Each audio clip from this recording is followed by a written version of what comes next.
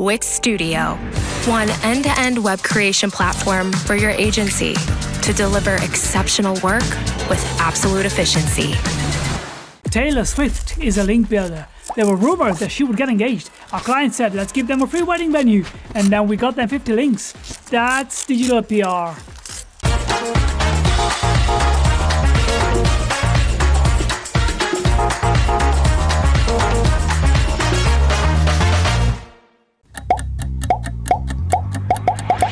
Managing multiple clients or large websites? Automate your SEO with Alley AI. Start your free trial now. Hello everyone. So today's talk is all going to be all about behavioural science and websites and effectively trying to get more out of the traffic that you already have. A little bit about me first to start off. My background is in psychology and web design, and I've been working in this space now for about 10 years. I'm currently undertaking a PhD in neuromarketing, trying to understand how the brain reacts to different websites and how it reacts emotionally and both on a motivational level.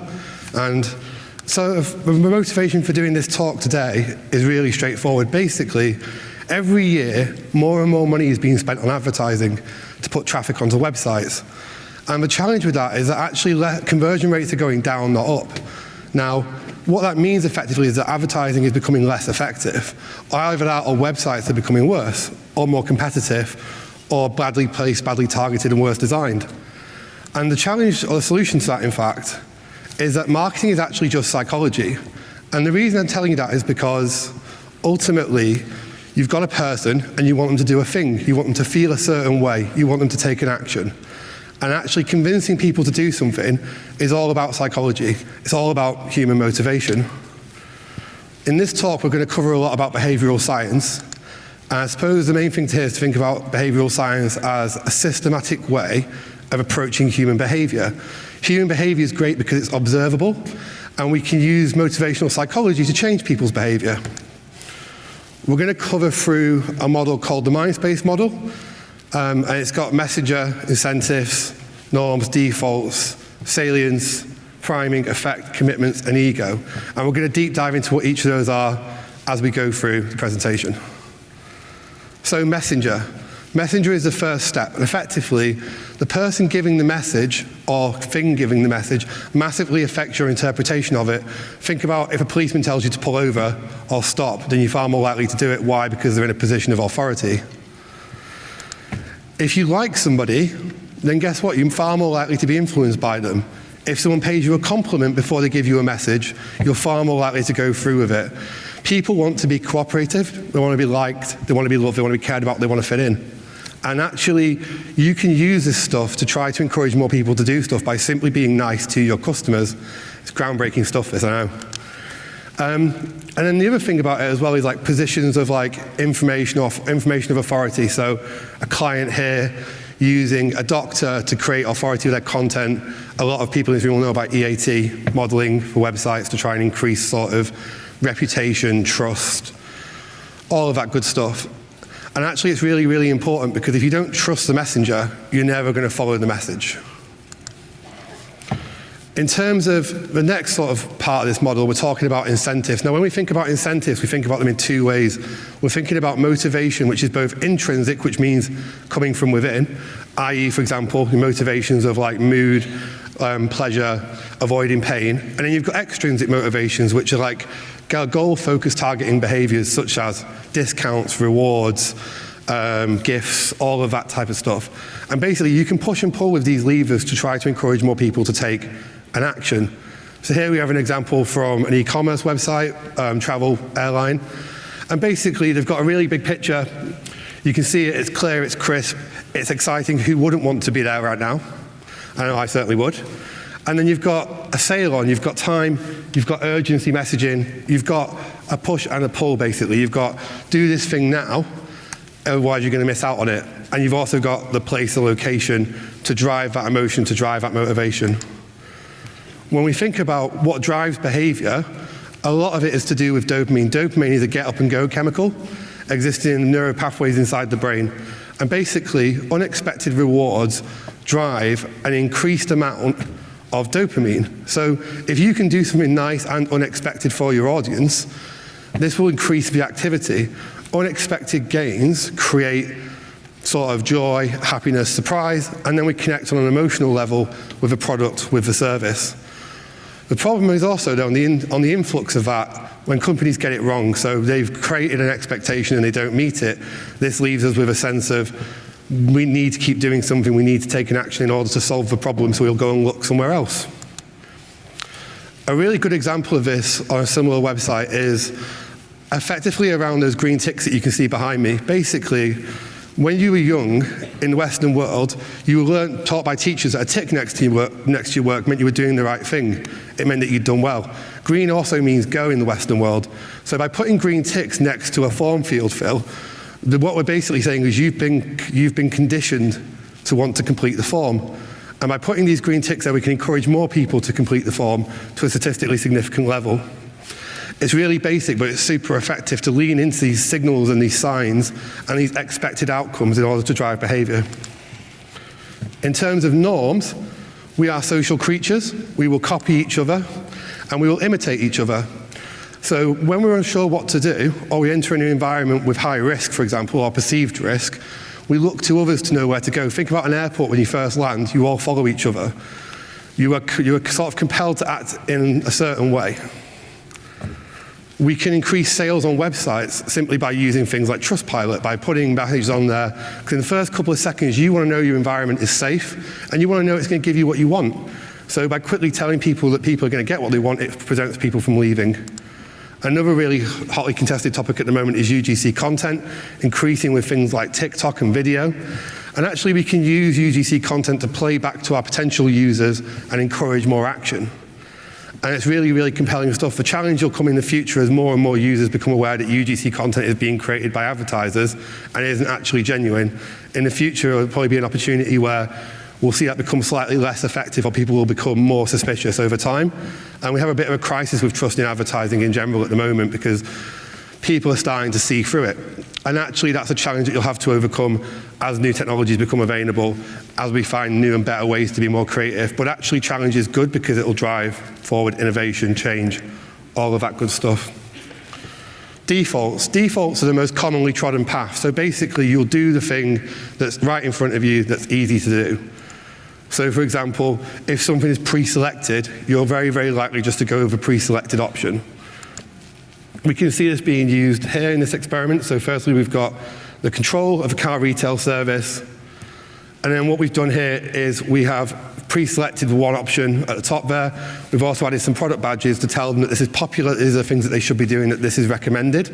And by doing those and pulling those psychological levers, we can encourage more people to take action. Salience. So salience is human attention.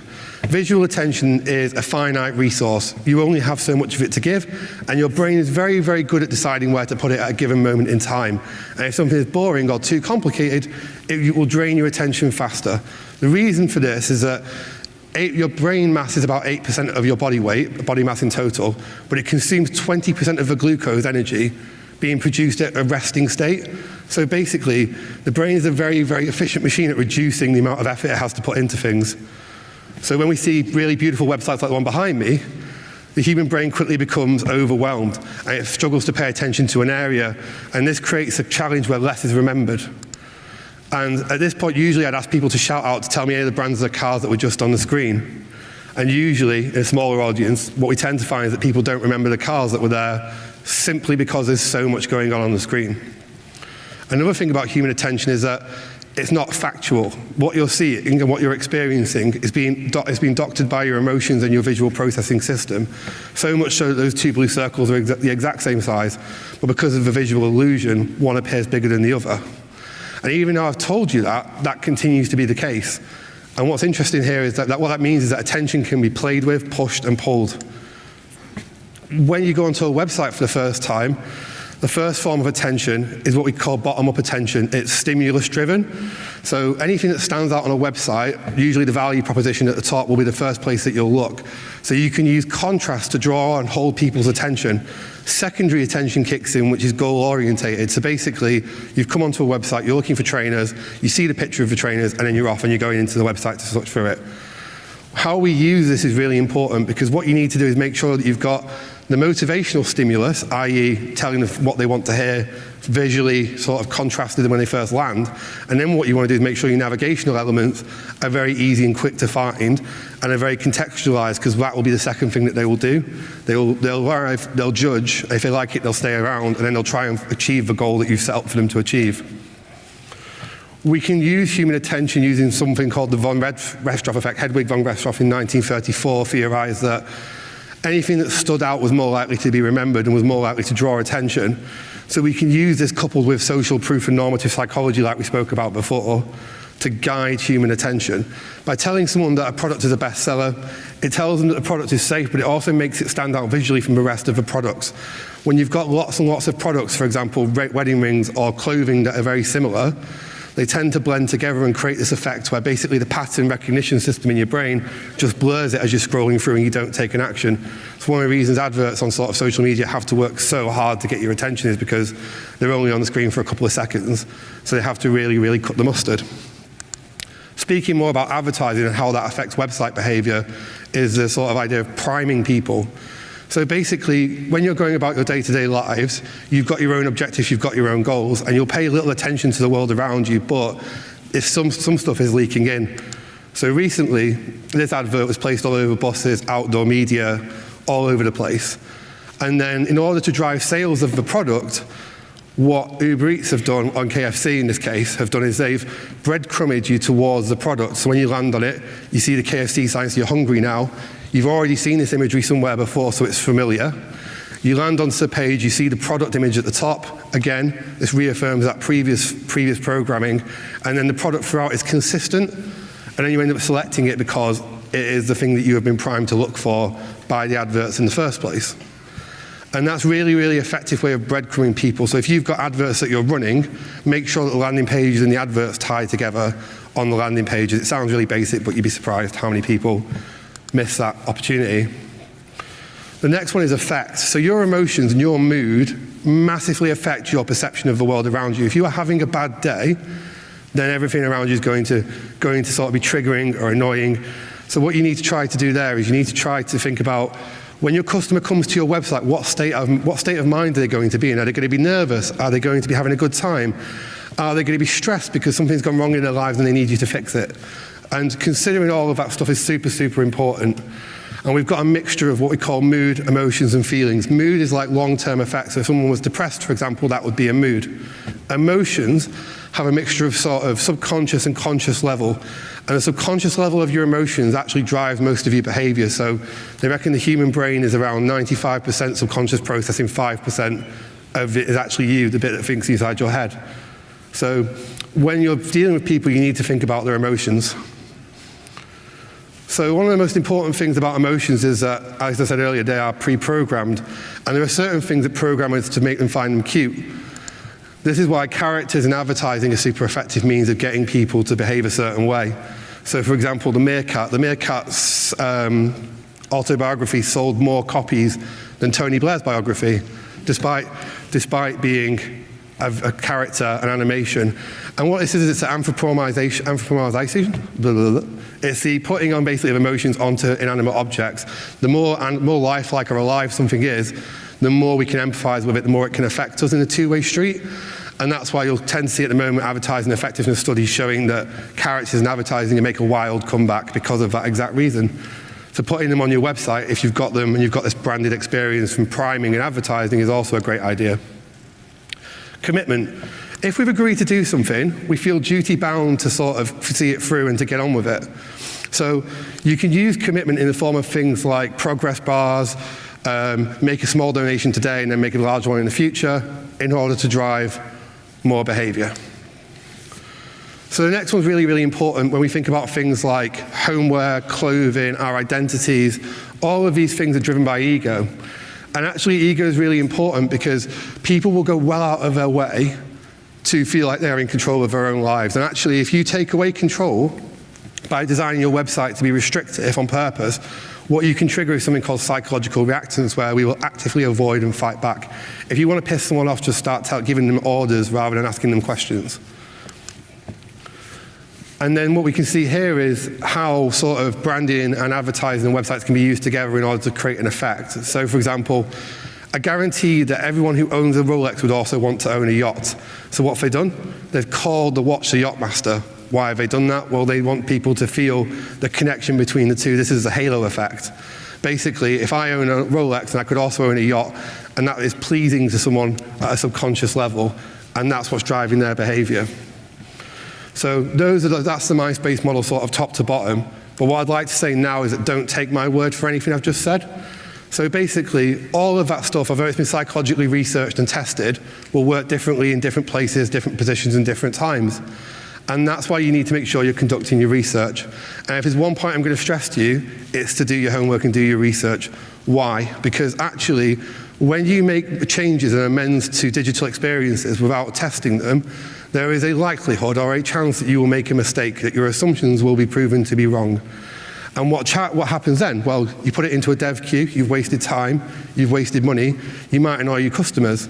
And actually, there's sort of a hierarchy to evidence that we should be looking to use when we're thinking about digital experiences in general. So moving away from opinions, myths, best practices, towards things like qualitative research, and then meta-analysis. When I talk about meta-analysis, what I mean is taking data across multiple touch points and multiple sources and drawing from it the themes in order to come to the most concrete set of solutions. Nothing better than an A/B testing slide on a day like today. So really simple method of putting your insights through the rigmarole. Go out there and test them with your real users. You might be surprised about what you'll learn. The other thing to think about is, if you're going to be putting things live on your website and you haven't tested them, then some of them are actually going to hurt your conversion rate by deleting the errors and removing them before they cost you lots of money and time. What you're going to see is compound interest on your wins, because actually your wins will increase conversion, but one of them at a time starts to turn into 2, turns into 3, turns into 4, and slowly but surely you can start to push your conversion rate up. There are tons of other benefits of experimentation, things like being less annoying to your customers, being sort of more effective with your advertising budgets because more traffic converts and therefore your cost per click goes down, better content on your website that people will actually read, brand perception. Tons and tons and tons of learnings can be made from just simply doing the research and running the experiment. And what's good is that companies that do this tend to outgrow companies that don't, simply because they know more about their audience and they're better at leveraging psychology and marketing and the rest of it in order to drive growth. So that was quite a lot of information at pace. So what we'll do is now is we'll just go through the key takeaways. So you can use behavioral science to boost your conversion rates. And it's tried and it's tested stuff, but do the research to better understand your audience. You should be conducting experiments, and it's not necessarily a measure of how many you run, but it's how big the bet is, how much you stand to lose or how much you stand to gain, should tell you a little bit about how much you're going to test. Also, don't get stuck into the fallacy of thinking that a small change can't have a big result. The amount of times I'm dealing with a company and the company thinks they have to completely rewrite their website to punch better numbers, and it's like a sunken cost fallacy where once they've started, they have to continue. Actually, small tweaks in things like the imagery, the copy, the layout of a page can have dramatic impacts on the way people perceive it. So actually, you can make really good stuff out of really small pieces of work that are cost and time effective. You can use psychology to influence people's behaviors. So you can make them like you more. You can be less annoying. You can drive more attention. Spend time refining your value proposition. If there's one thing that people are going to see, it's the highest traffic landing page above the fold. If you start there and you start off with some multivariants, some copy, some advertising messaging, you'll go really, really far. Finally, if anyone's interested in behavioral psychology and would like to chat more about it, Impression, the agency that I represent today, is offering a free review. So if you wanted to chat more about it, please do get in touch on social media, on LinkedIn, or contact Impression directly, and we'd love to take a look at your website for you. Thank you very much for listening to me on a Friday afternoon. It's been really good fun.